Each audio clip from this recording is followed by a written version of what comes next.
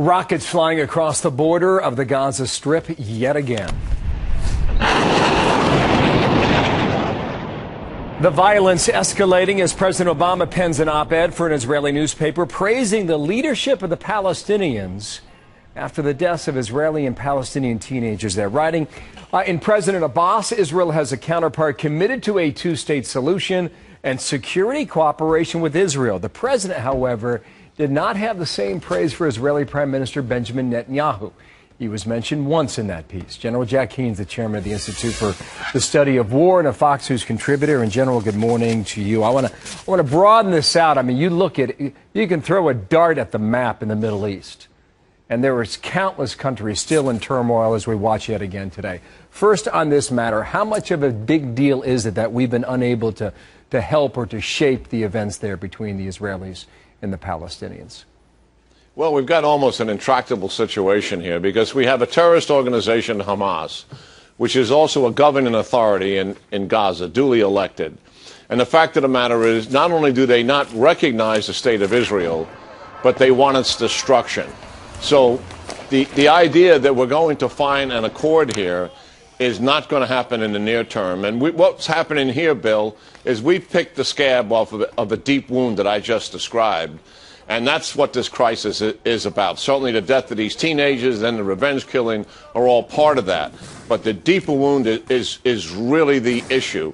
And what makes Hamas so much a dangerous organization, because it gets increasing support of rockets and missiles from Syria and from Iran. And their technology in numbers and in quality is improving. It's getting better and better every year. But overall, when you look at this region of the world, the inability to shape any of the events there, whether it's the Middle East peace process that started and stalled yet again, the events in Iraq that are unfolding by the day, the war in Syria that's ongoing. Who knows what comes of Afghanistan eventually?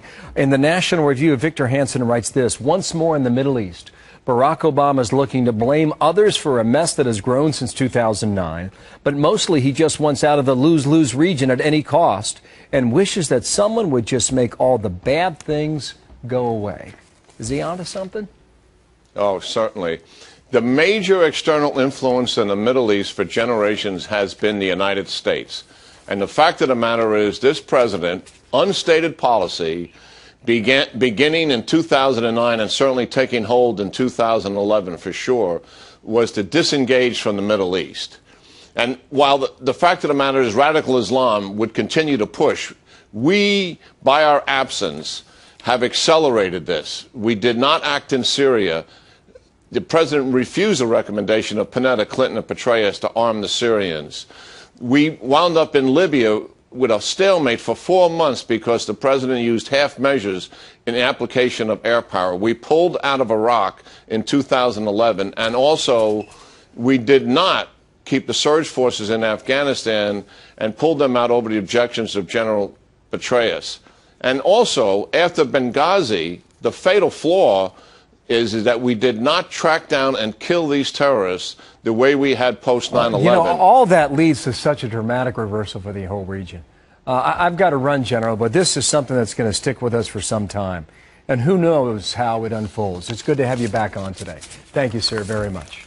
Good talking to you, Bill. You as well.